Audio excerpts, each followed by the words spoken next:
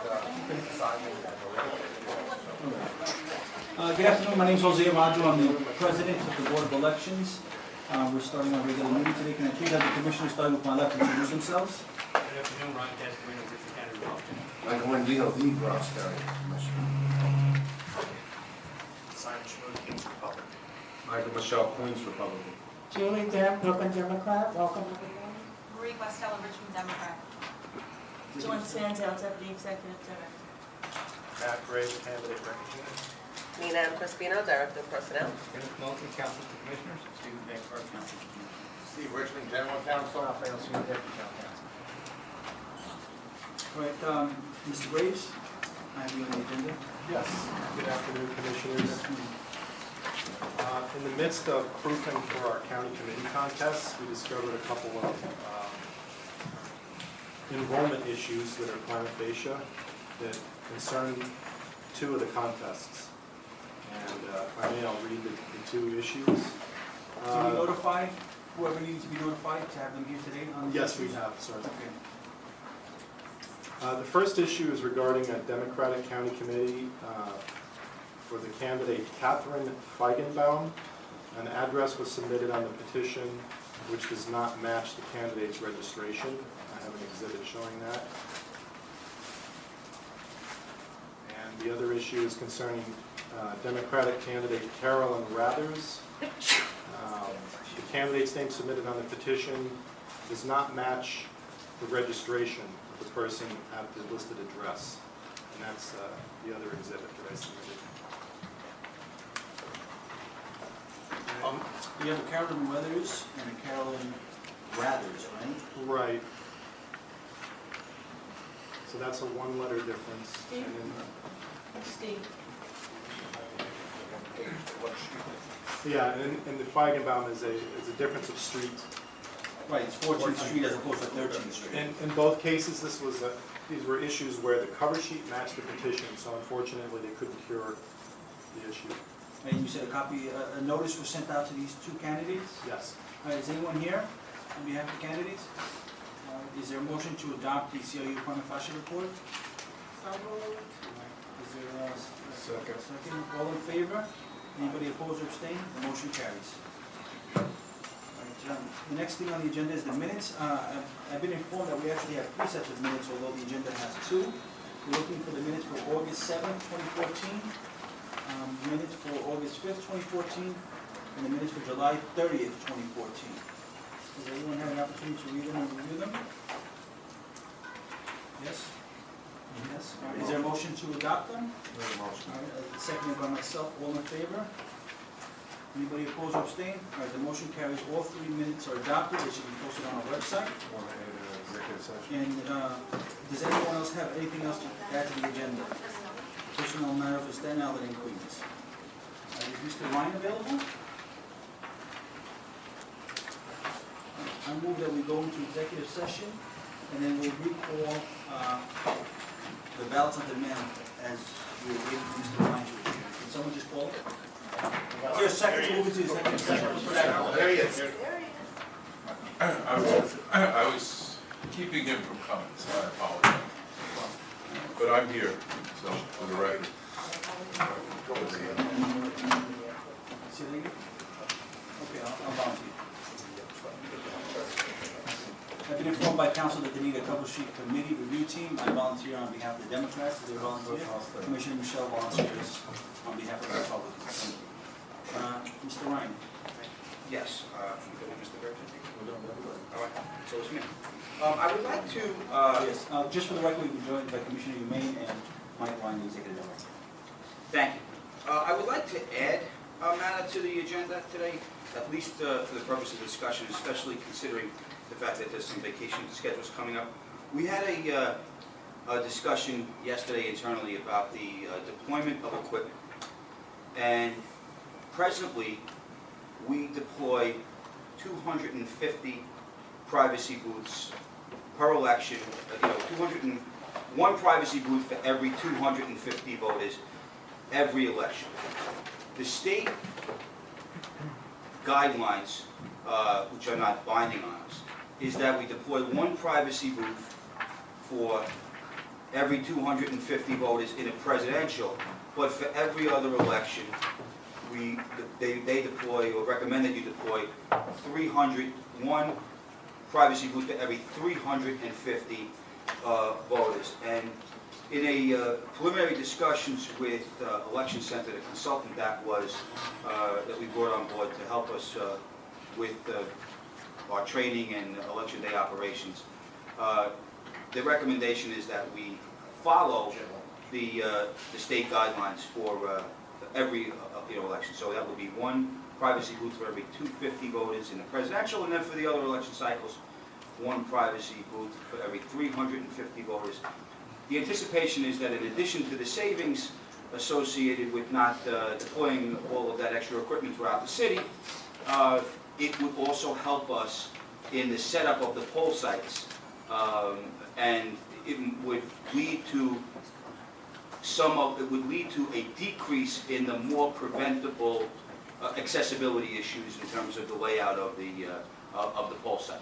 So I understand that that I'm bringing this to the commissioners with essentially no notice. So if we need to have more conversation about that, I would certainly understand. But at least I wanted to get the issue out on the table, and then we can figure out what we're going to do moving forward. Mr. Ryan, I actually appreciate that because I know I've been an advocate to increase the numbers in light of the issues that we have in Queens, especially during primary elections where we're shifted into smaller rooms where some of the privacy booths don't even fit because we're in separate rooms, we're not in the cafeteria or the gymnasium, so I'm really for it and I'm ready to vote for it right now.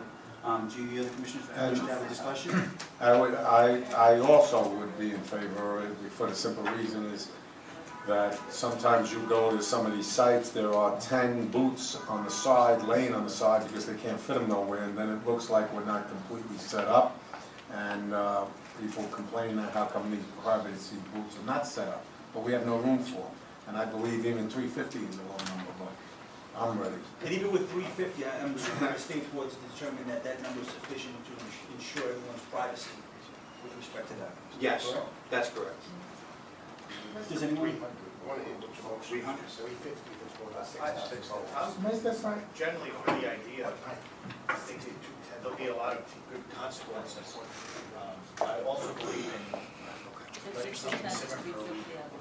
With no advance notice. Right. Well, like I said. This argument was come out because the issue is raised in the first place. Right. So I don't know what they are.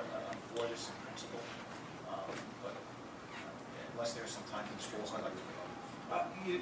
No, I mean, just that, we do have the primary coming up, so the only reason I wanted to bring it out today is I know that some of the commissioners are going to be going on vacation, so at least we have the commencement of a conversation while we have a full complement, well, as close to a full complement of commissioners as we can have under the present set of circumstances.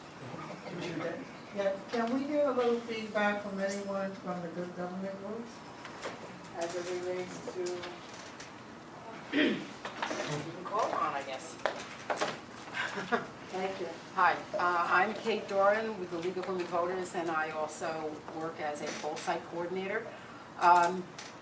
It's often difficult to find a way to manage to get all those privacy booths in place, particularly now that the site coverage reports want them to be against the walls, and we often don't have enough wall space. And we have to juggle the wall space that we do have with the scanners because the outlets are only in certain places.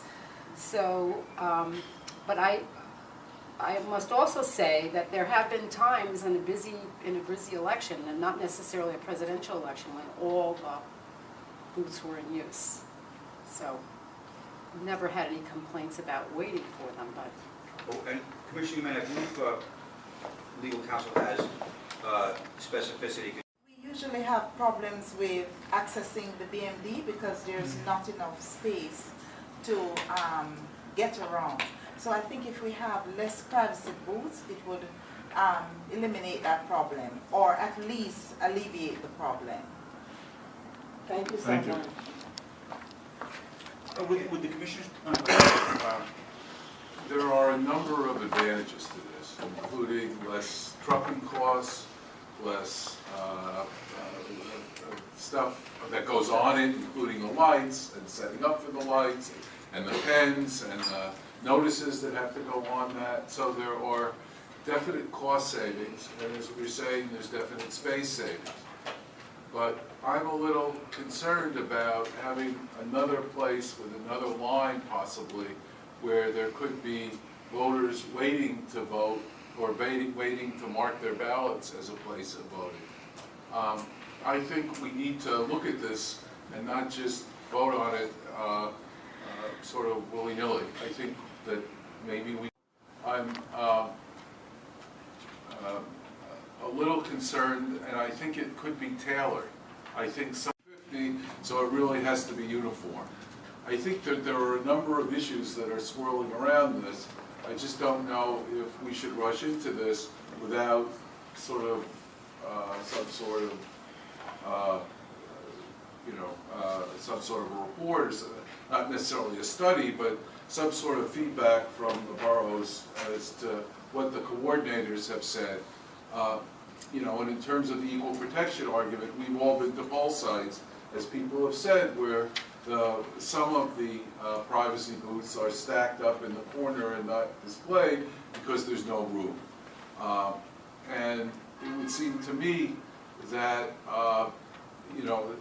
if we can get around the equal protection argument, some tailoring of of how many per poll site would make the most sense, and rather than just having to do the formula. But if we're stuck because of legal reasons to the formula, I just think we ought to consider it a little bit, that's all. But if I remember correctly, we adopted the policy of 250 because it was the time that we just started with the machines and we didn't realize what it entailed. So I think it's time that we actually revisit this issue. But the Something governor- Go ahead. I'm sorry, but the governor, oh, the general, okay, the general would be the same rule we have now, am I correct? Well, if the site's over 6,000, it could go up to 350 instead of 250. But because subdivision C has the obligation on the board to make sure that enough equipment is deployed so that the waiting time for the voter doesn't exceed 30 minutes. Each board can increase in a non-discriminatory manner the number of voting devices used in any specified home. So we have that flexibility. So, yeah, as long as So it's it's not- basically a guideline, which was my understanding of it. Well, this is the minimum. In other words, you Right. can go less, but for example, Gotcha. Okay. And then the election for governor in a small site, you can't have less than one privacy booth for 300 active voters. And we go by voter return. No, it's active voters, so it's the people outside of the active status. 22, like If you- Commissioner Yunus is recommending, I think that maybe we can do, right, about, Above I'm the talking about below the minimum, I'm talking about above, is take a look at voter turnout. The section. Section 6210.19 of the state board rules and regulations. You can actually go below these levels, but you need state board approval, which is also in that section. Okay. And Commissioner Human, I've seen Mr. Richmond speak up. I don't know that I've actually seen him jump that way. Well, he nods, he jumps, he's a very animated general counsel. That's why Mr. Flax likes it so much. I kind of agree with Commissioner Humane, where I'd like to, get some feedback on this. I think anecdotally though, at poll sites on election day, it seems that a lot of the wait times are at the scanners and at the check-in tables. So I think we do have an opportunity here to tweak a little bit for the general benefit of election day operations. But I would like a little more feedback on numbers and how far we can go and so on and so forth.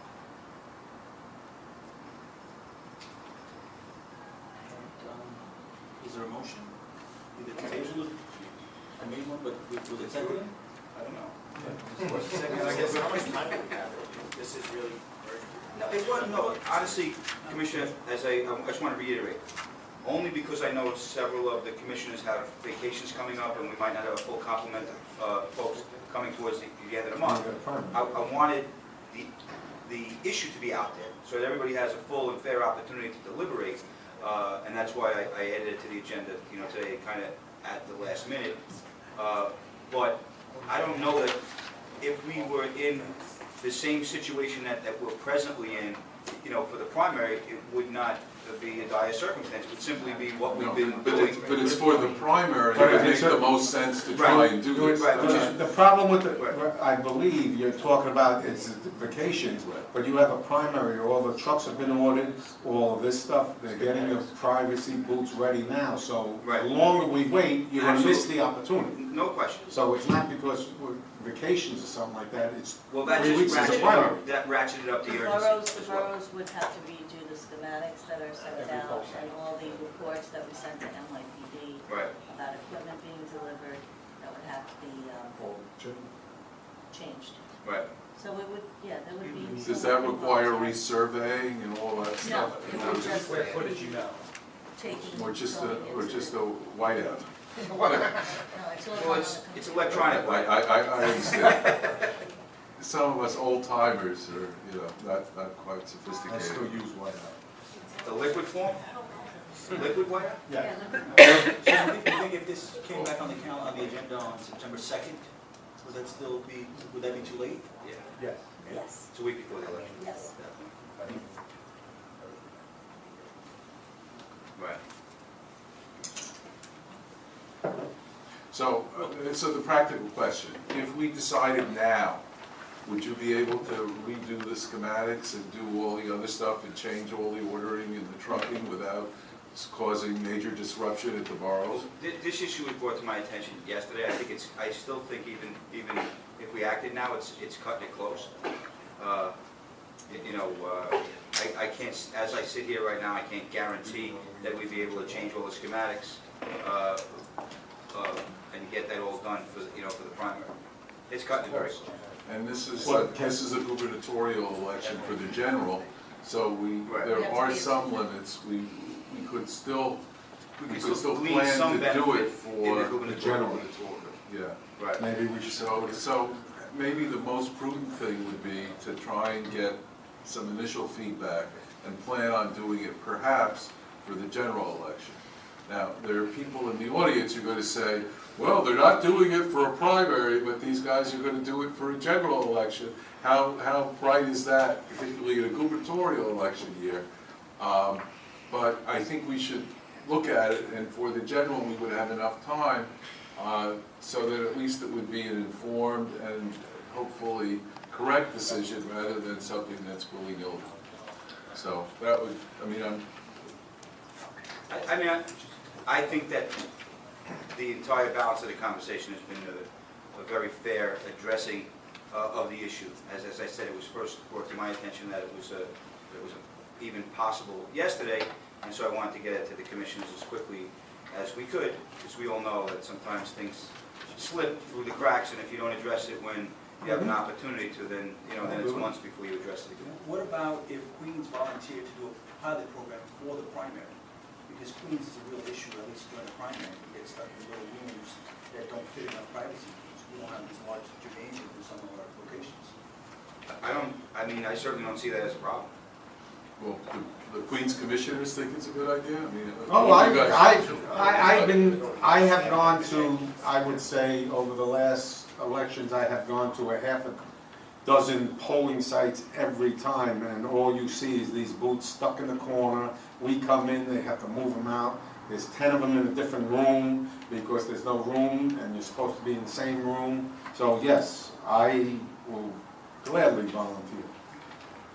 All right, So then, why don't we try that? And senior management, you think you can pull it off?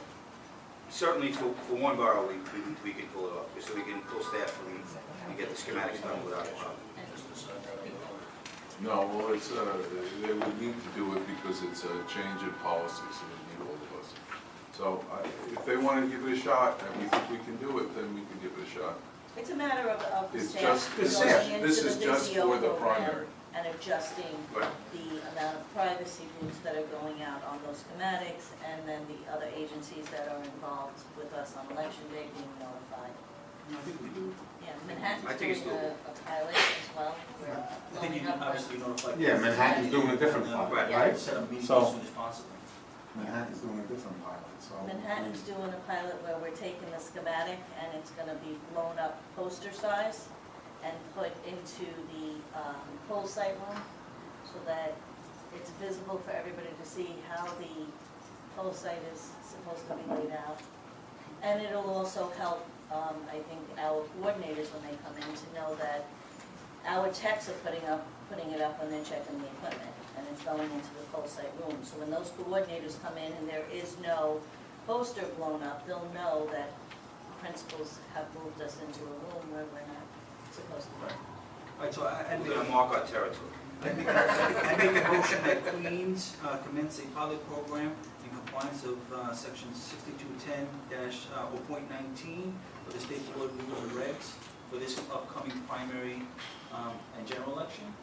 No, just the primary. Just the Let's see what Okay, happens. and then have them report back to the full board. You have to go back. The general is 250. Right, unless there's another motion. Right. Is there a second? Second. All in favor? Aye. Anybody opposed or abstain? The motion carries. And, Thank oh, sorry. Yes. I would just like to ask Steve, the 250 for the presidential has to stay there regardless? And gubernatorial. The minimum is 250 unless it is a poll site with greater than 6,000 voters. For the gubernatorial general election, you could go to one privacy booth for 350. If it's more than 6,000 voters, our target ED was in the neighborhood of 1,000 to 1,100. So if you have, let's say, 6 EDs in the poll site, you may go over that, and you may be able to then go a little higher, but then you have more people coming in too. And if there is circumstances where we feel there is a We poll can site, change it. you can request a change through the state board. You'd have to submit the documentation, and I'm sure they would have to review it, but That's they can. subsection D. Yes. Steve, is there any other regulation that, where there's that 6,000 voter trigger that requires less equipment? Anything similar to that with any other Now, equipment? this is the section that they created to deploying the minimum number of voting machines, adopting all of the voting system. I think that's supposed to, but the lesson requirement is about privacy rules.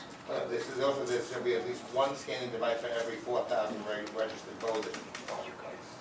So that's one scanner, we've gone above that saying minimum of 2. And what happens at 6,000? Then that doesn't, only privacy booths have 6,000 number. I think that speaks to the idea when the rules were crafted that privacy groups probably have the least amount of backlog. They have to pick one piece of equipment, they pick privacy groups. That probably speaks to that idea that the other points of access and voting probably are more necessary for carrying out some of the issues. Thank you. Okay, Mr. Ryan, ballots on demand? Yes. Several meetings ago, the commissioners had directed executive staff to prepare a report about obtaining, whether or not we should obtain a ballot on demand system. At the conclusion of the analysis, executive management is prepared to recommend to the board today that we receive authorization to commence conversations with the Office of Management and Budget, because this would be a new need, to pursue a ballot on demand system to replace the TeamWorks system that is presently in place for absentee ballots.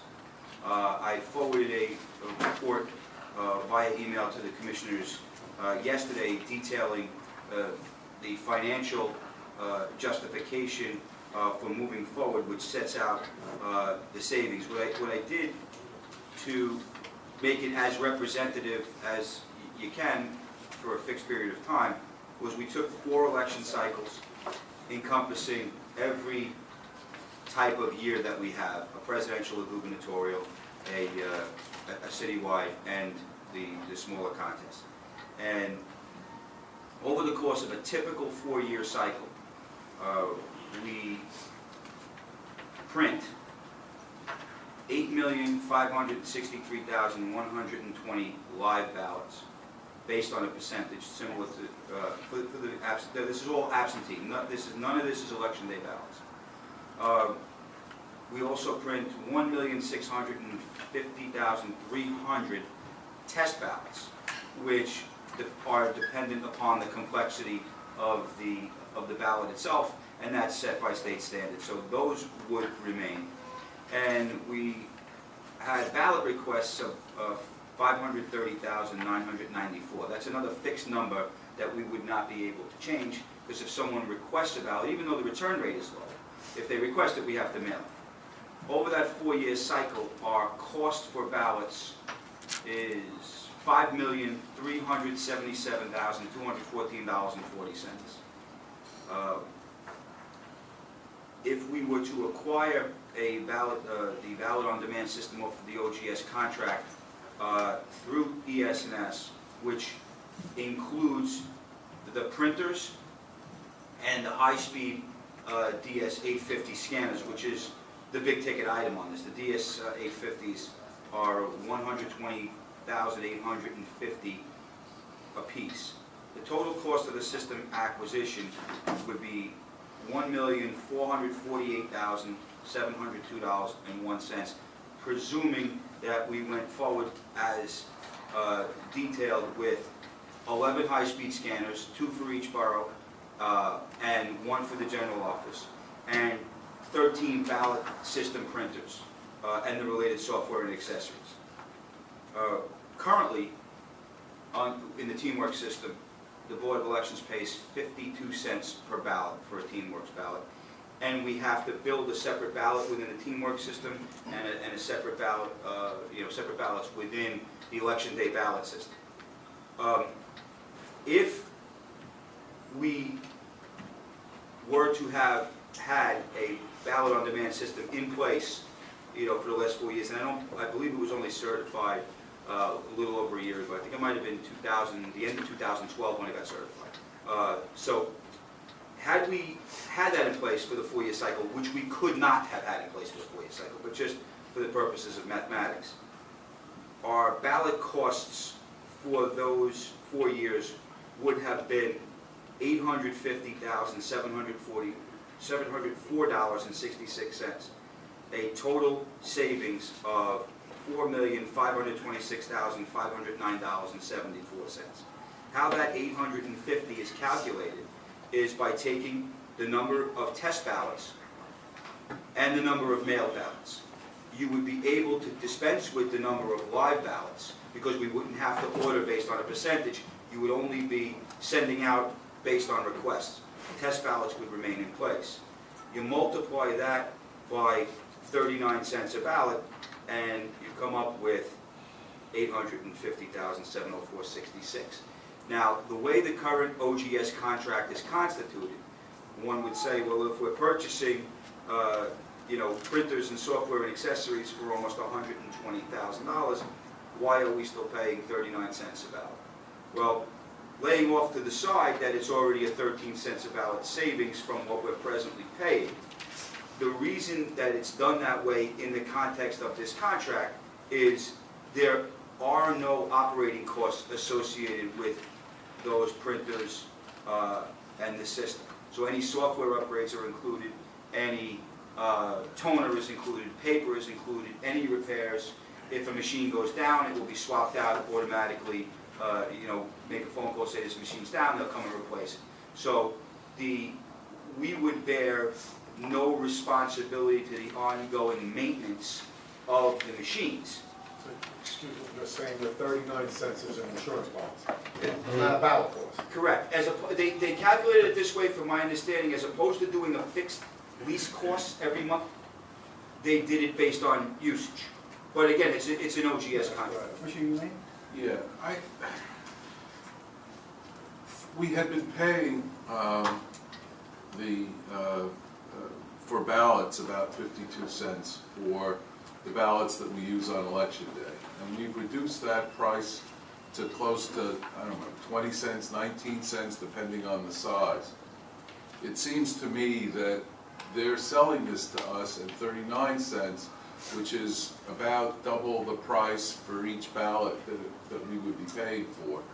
And it would make sense to try and get them to give us a service contract separate and apart from this, because it seems to me that they're pricing this the way companies do printers. If you ever go to a Staples and buy a printer, it costs very little, but they make their money selling you the toner. So I think that they're making their money here on the cost of each ballot.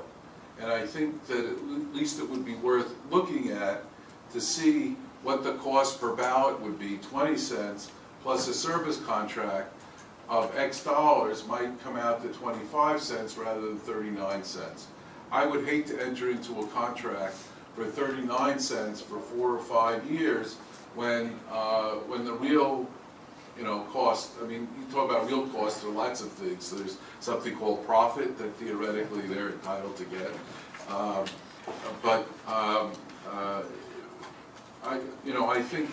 think the idea is very good, and I think that there's a substantial opportunity for savings.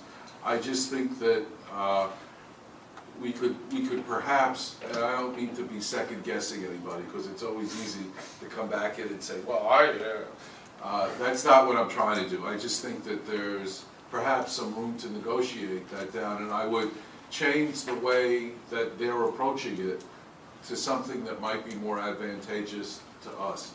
Also, I was speaking to Commissioner Araggio, and I was asking whether we had gone to any other companies for something like this, since this is separate from the regular election day ballots, whether we had gone back to the same company that we're using or looked around to see if there was anything else that was approved that might also be good, rather than just going to the only game in town. Right. And even by reaching out to somebody else, that might be an impetus to get these folks to maybe rethink the pricing a little bit. I'm just, A couple of things on that.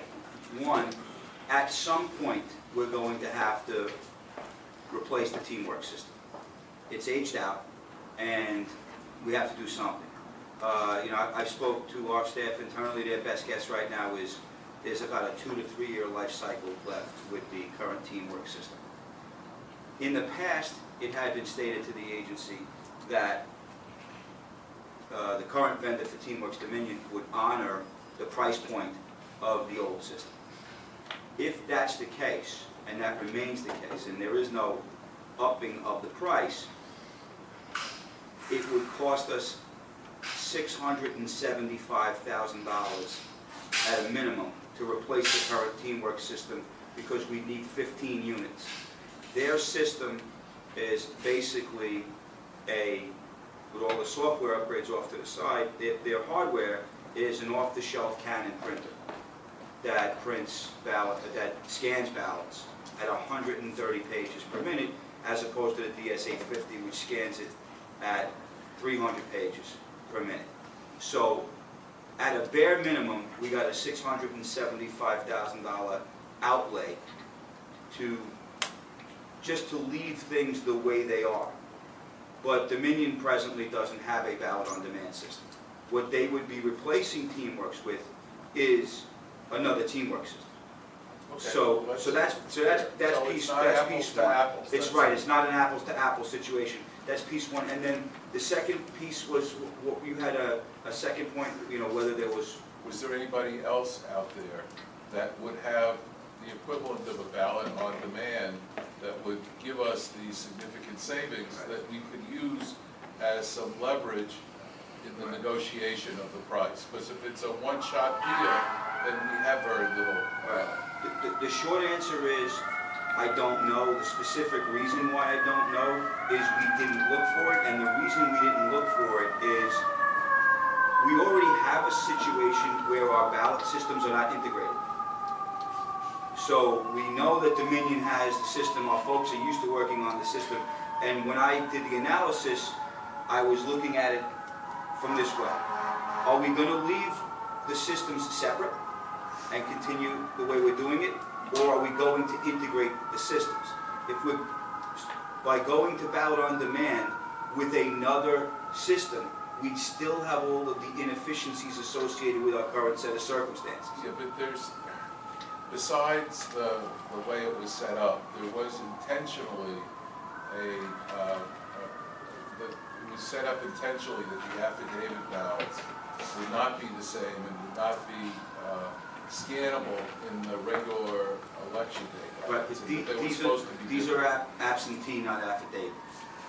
We're dealing with absentee only on the ballot on demand. The other thing that this, by going to a ballot on demand system, that it would allow us to do, however, moving forward, as we get comfortable with the ballot on demand system being in place, I foresee opportunities to reduce the number, the percentage of election day ballots that we order to a lower number, because we would have 13 printers throughout the city if we found ourselves in a situation where we thought we were running short, that we could produce election day ballots. Since it's an ES&S system, it would be able to produce an ES&S ballot. And those printers will be able to produce any ballot that's supported by ES&S software. So it's more than just the paper savings. It's about a complete integration of our election system. And I did the research, and I have not been able to find a jurisdiction that has one ballot system for its absentee ballots and a completely separate system for its election day ballots. My understanding of it from the internal conversations is that we had the Dominion product in place for absentee All of that is true. in advance, All of that is while we true. were still using the lever machines. And then this is kind of like, I know that there were some other concerns as well, but part of it is that this is a leftover, from the hybrid of the lever versus the print ballots. So that's where we ended up in terms of our analysis. And on top of that, there may very well be within the certification, and there's been some internal debate, and I don't want to get too far afield with the conversations, but in terms of the test decking requirements, we may very well be able to use the DS-850, since it's an ES&S product, to do the comprehensive test decking testing pre-election, which would then reduce the wear and tear on the DS-200s. That would be, we believe there's some debate, like I said, I'm not 100% sure, but if we could do that, that will reduce the wear and tear and the number of man hours. The other thing with the 850s, we would be, with the ballot on demand, we would be able to produce a small sampling of our election day ballots, test those election day ballots prior to sending them out to the printer.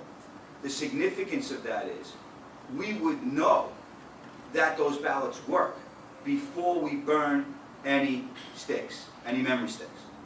So those circumstances where we find ourselves re-burning sticks after they've already been burned because a problem is discovered once we get the test ballots back from the printers, when we're up against the clock, that would go away, because we print the ballots, we know they work, burn the sticks, and then get the full complement of ballots back from the printer. So I mean, I think in a comprehensive way, this incorporates many, if not all, of the concerns that we have. But that having been said, my request here today is not to enter into a contract.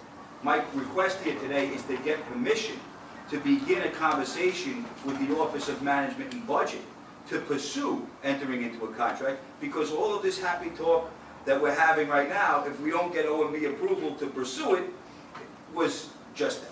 So, I mean, I'm not asking the commissioners to approve a contract or to say that, approve the price points, because we haven't, given the procurement rules, we haven't had any conversations about price point or anything else. This is just factual information presently. We go forward with a conversation with the Office of Management and Budget, lay out our case to them. If they believe that it makes some sense, then at that point we could commence negotiation with a vendor about maybe making some price point adjustments and see where we land. Yeah, again, one of my concerns, and again, it may just be my little craziness, but if the absentee ballots are the same ballots that would go out on election day, and right, the answer is no. They would not, okay. And there can be program built-in differences to make sure that the concern about because we potential... started peeling off the safeguards No with the question, voter no, cards. they will be a completely different setup. Because it would be very easy for somebody to go copy, make Right. an application, copy several thousand and go in and stuff the ballot box. I understand your concern, Commissioner, and that was a conversation that was had. It's often difficult when you're trying to make a public presentation to go over every, facet of a 2 or 3 hour meeting on an issue, but certainly that was brought up, and they will be printed along the guidelines of how we presently print absentee ballots, now I'm doing it, right? Absentee ballots, to make sure that they're differentiated from the election day. Are there any other questions from the commissioners? All right, I'm a member of that subcommittee. I've sat down with Commissioner Michelle, Commissioner Costello, and Commissioner Castorino on this issue, and I think the subcommittee recommends that we begin pursuing discussions with OMB to implement the ballot on demand, and I would make that motion. All right, the motion carries. Begin your discussions. Thank you very much. And sure, much to the delight of everyone, I'm done. First grade? Yeah, it was tabled. Oh, yes. Details. Yes. It's not valid design. That's a Right. ballot layout. Commissioner Andino, that is actually probably the most important Important issue thing. that we were supposed to discuss, and I apologize for not bringing it up, but Mr. Sadi will... She's on the ballot. Yeah, right. It is somewhat, Tom Sadi can fill in on some Well, details too. before we do that, Mr. Just give us a synopsis of the decision. Commissioners, Judge Wright, in the 12-page decision yesterday, found that Ms. Teachout meets all the requirements to show that she had at least a 5-year residency. The key point being that she accepted a tenure track appointment at Fordham, which required her to be here for the fall and spring semesters, and then her occasional travels to her home in Vermont to visit her parents and write, as well as taking other teaching assignments, did not break that chain, and that the, for lack of a better term, ministerial errors that she may have made in some of the documentation were not rising to the level, and that most importantly, that the witnesses who testified at the hearing presented credible and believable evidence that she was here. And was going to the appellate division, but the appellate division, second department, has already ruled in Connor v. Diamondstone, there's a little ironic nature there, that the Supreme Court is in the best position to judge the credibility and give the weight of the evidence to the witnesses. So they're going to, in effect, they're going to ask the appellate division to reverse their prior decision and say that it's not the trial court that make that decision. They want the appellate division to reverse it and say that based on her statements on the stand, they should reverse it on the facts as well as the law. So for our purposes, she's on the ballot. She is on the ballot. The state board certification remains unchanged. The appellate division has scheduled the arguments for next Tuesday, and we'll see where it goes from All there. right, so, Mr. Sadi? Oh, I'm sorry. No, I'm sorry, I'll wait till he's done. One other thing though, that's the big issue, but there are some other issues as well, perhaps that Mr. Richmond can speak to on some of the down the ballot contests. The hearings before the special referees in Bronx Supreme Court, my understanding, are hopefully going to be concluded today, and that Judge Carter has scheduled hearings to confirm those reports for Thursday morning. In Kings County, we still have several decisions awaiting either Justice Smith, Justice Wright, or Justice Rothenberg, who they were assigned to come in as well. And in Queens County, we've only gotten one decision yet. There were several cases. I've got to call into the county clerk to see if anything else has come out yet. The court's deadline for getting everything done is Friday, because the appellate division is scheduled for Tuesday and Wednesday of next week. My conversation with the Bronx, decisions on Thursday from the Bronx on the down ballot races. Kings County is moving expeditiously as possible. They kept the board open late nights for the last week to get the line by lines done. And in Queens, there are only, I think, 3 other outstanding cases, so we're waiting to get the final orders. So they're all finished in court, we're just waiting for... The Bronx is still doing hearings today. Today. They have to reach the decision, and the way it was done, these were assigned to referees. They've got to write their report. Each side will be given a chance to comment before Judge Carter, before somebody moves, hopefully So to the other confirm the boroughs report. are done? Brooklyn, we still have decisions waiting to be written. They finished, my understanding, they finished the line by lines at the board, but decisions, again, here were referees doing it, they've got to write their reports, give them to both sides, get the judge to then actually act on them after a hearing. So probably Thursday, we'll So, look at. but in terms of our responsibility to start building ballots and making sure that we're ready for the primary. Does, The court is aware of it, with yeah. the down, the ballot contest, does legal have recommendation with respect to how to proceed, Well, my asking suggestion, the commissioners for approval to proceed in a certain I way? think we should proceed and start with Staten Island, which will be the easiest, followed by Manhattan, where we have both decisions. And on that issue, Yeah. and this was not a jumping of the gun, but I want to be clear, we started, direction went forward yesterday to start the work in Staten Island, and the question that I had of EVS was, other than work, if we start the process, what else do we lose in the event that the commissioners come back because of the conversation and give a different direction? And the answer came back from staff is nothing. I said, well, since you have to be here anyway, do the work. And so that's why Staten Island was commenced in advance of the decision, with the understanding that we're going to have a board meeting today, and clearly, if the commissioners came to a different decision, that work would have to be, for lack of a better term, scrapped, and that we would start de novo. I know that Staten Island is underway, And Manhattan, we have both, there were 2 judicial proceedings, we have the decisions in both of them. I have not, in one case, the proceeding was withdrawn, so that doesn't change, we're not going up on appeal. On the other one, we haven't, and that decision, the other decision came out in the SBI district.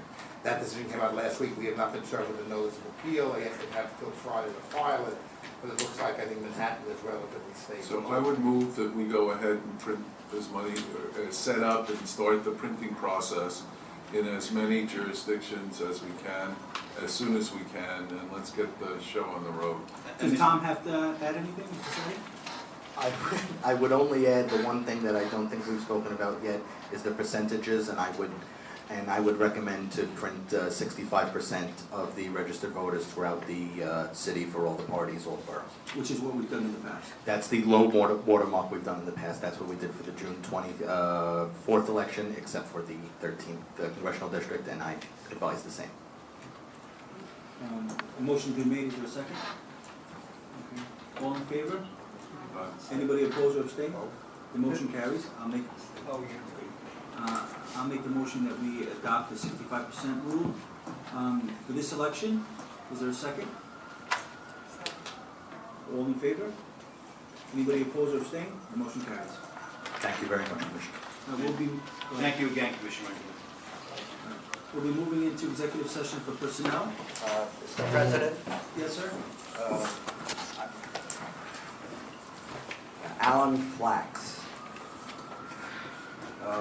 Last week you said you would discuss the tapes for the scanners at this meeting, and I asked some people, having arrived late, I only asked that you move your meetings to 2 p.m. so I can get here on time, that you hadn't discussed it. Right, in light of your appearance, Mr. Ryan had just indicated to me that they have not reviewed it. Can I just suggest that you definitely review the issues that he has raised? Yes. And then report back to us next week? And I will do that. thank you very much. Very good. However, I would like 30 seconds to make one statement.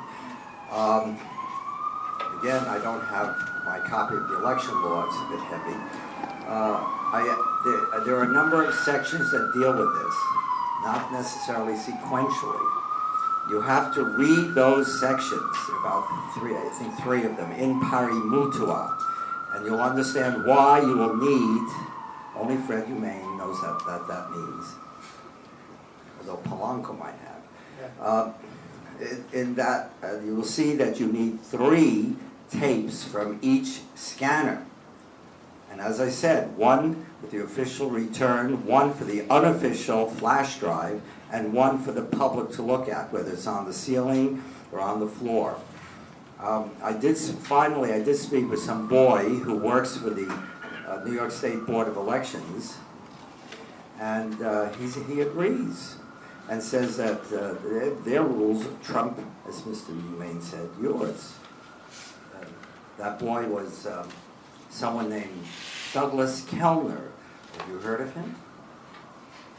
I think he would object to being denominated or called a boy. Well, But let me yes, say- unfortunately or fortunately, we know who Douglas Kellner is. Right, but Some of it was us. part of saying a boy who works for, but I like using boy and girl, and I always have, and even judges in court have pointed out, when I refer to a woman attorney as a girl, but no, you've been using those terms for years. That's a different category from someone who wants to denigrate someone by saying, oh, she's a sweet little Jewish girl from Brooklyn. All right, Mr. Fox, thank you very much for your input, and we will Thank you. definitely address it next week. For those, if you're not back, when we come back from executive session, we'll be meeting next Tuesday. That's, what is that, August 10th? Thank you. All right, thank you very much. All right, now where did council go? Commissioners, for personnel matters in Staten Island, there is a Mr. Richard Doyle. We're advancing 84 hours. Personnel, advancing 84 hours. And as far as advance of time. Advance of time. And also in Queens, Mohammed Sahad currently is a Republican clerk stationed in the general office. He will fill the vacancy of a Hindu Pajami interpreter at the same salary that he's currently earning. I have a motion to, what? A motion to adjourn the general meeting. All in favor? Aye. Aye, okay. And I would like to call together the cover sheet review committee. August 12th, 2014, a meeting of the Commissioners' Cover Sheet Review Committee to review an amended cover sheet and a purported cure of a binding defect based on the notifications made from the Commissioners' Cover Sheet Committee meeting last Thursday. Jacques, you want to make a Mike Michelle from Queens, Republican. Marie Costello, Richmond Democrat. Okay, so the original cover sheet for Michael Doe, House of Representatives, he omitted the 12 volume.